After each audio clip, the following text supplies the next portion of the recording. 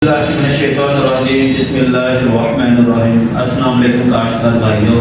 तो काश्तकार भाइयों, आजकल मौसम की जो तब्दीली है कि टैंपरेचर रात को 3 तो 4 डिग्री से चला जाता है और दिन टाइम 6-7 रहता है और बाद धुप निकल आती है और गंदम से काफ़ी ज़्यादा स्ट्रैस आ रही है कि बाद आप गंदम कि ऐसा स्प्रे कर लिया जिसकी वजह तो फसल उठ ही नहीं रही, यानी कि ट्रायल अल्ट्रा वगैरह या स्ट्रैस आ गई फसल मुख्तलिफ जहरा ने जो स्ट्रैस दे जाए फसल उठ नहीं रही।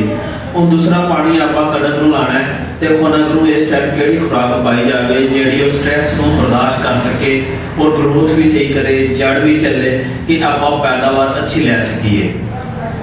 और वास्ते जो बेहतरीन मेरे नज़दीक प्रोडक्ट है संगराल बैलेंस के नाम का तुम बैग देख रहे हो।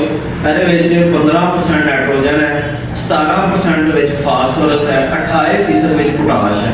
वो बैलेंस खुराक है। इस तो अलावा चिलेटेड जिंक है, मैग्नीशियम है, मोलाडियम है और सब तो अहम चीज़ है जो इंपोर्टेड है बेल्जियम तो बैग भी उतों है उतों ही मंगवाई गई है। अल्टीगा एग्री सोल्यूशन ने उतों इंपोर्ट की है। तुम नैट तो सर्च करोगे संगराल के नाम तो तुम्हें सारी संगराल सीरीज मिल जाएगी। हूँ है कि अपन फायदा की मिलेगा अगर आप गंदम के दूसरे पानी से सिर्फ यूरिया पा देंगे, नाइट्रोजन पावे तो सिर्फ की होगी ग्रोथ होगी, उन्होंने बैलेंस खुराक नहीं मिल सकेगी। और वास्ते जो आप संगराल बैलेंस पावे जी फास्फोरस है, फास्फोरस जड़ा ताकत देगी, जड़ा फैलनिया और डिगन तो महफूज रहेगी।